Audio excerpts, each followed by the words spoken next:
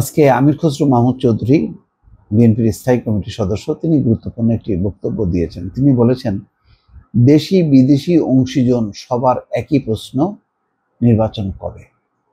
আসলে এটা সবাই জানতে চায়, এটা ঠিক, কিন্তু সরকার একটা ব্যাখ্যা দিচ্ছে যে সংস্কারের পরেই নির্বাচন। এটি আজকে প্রধান নির্বাচন কমিশনার তিনিও বলেছেন যে সংস্কার শেষেই নির্বাচন হবে। অর্থাৎ এক্ষেত্রে নির্বাচন কমিশনের বক্তব্য, সরকারের বক্তব্য, উপদেষ্টাদের বক্তব্যে কোনো ফাঁক নেই। কিন্তু তারপরেও দেশি বিদেশি সবাই তো জানতে চায়, এটা আমরাও জানতে চাই। তো কিছু কিছু কৌতূহল তারা মেটাচ্ছেন। যেমন একজন উপদেষ্টা বলেছেন, ব্রিগেডিয়ার এম শাকত হোসেন, যে 2026 সাল নাগাদ হতে পারে। সেনাপ্রধান বলেছেন 18 মাসের মধ্যে। তবে আজকে প্রধান উপদেষ্টার প্রেস উইং থেকে বলা হয়েছে, যে যাই বলুক না কেন, নির্বাচন কবে হবে সেই তারিখটি ঘোষণা করবেন প্রধান উপদেষ্টা ডক্টর মোহাম্মদ ইউনূস।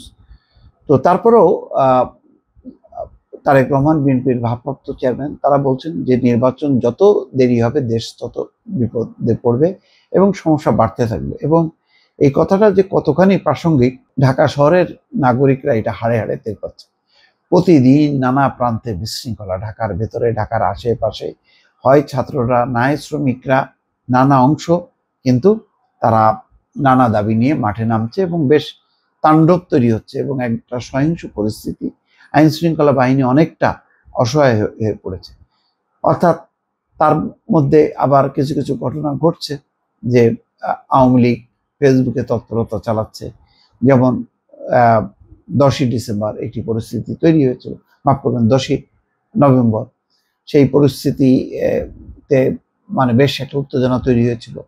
তো সুতরাং সব মিলে বিএনপি খুব গভীরভাবে বিশ্বাস করে যে নির্বাচন যত দেরি হবে তত নানা ষড়যন্ত্র হবে, বিশৃঙ্খলা তৈরি হবে এবং তার আলামত দেশবাসী দেখছে।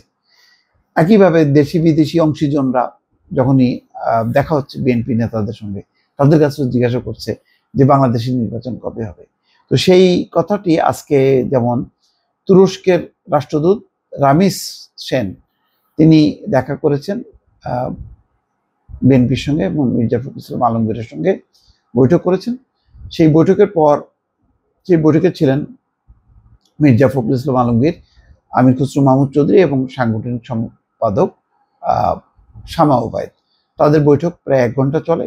বৈঠকের পর ওই সাংবাদিকদের আমির খসরু মাহমুদ চৌধুরী বলছেন যে সবাই জানতে চাচ্ছে নির্বাচনের রোডম্যাপ কি, কবে নির্বাচন হবে। দেশি বিদেশি স্টেক হোল্ডাররা সবাই তো অপেক্ষা করছে। আমরা আশা করি সরকার জনগণের প্রত্যাশা পূরণে সফল হবে, একটা সুষ্ঠু নির্বাচনের দিকে তারা দ্রুত সম্ভব এগিয়ে যাবে আগামী দিনে, সেটাই প্রত্যাশা থাকবে।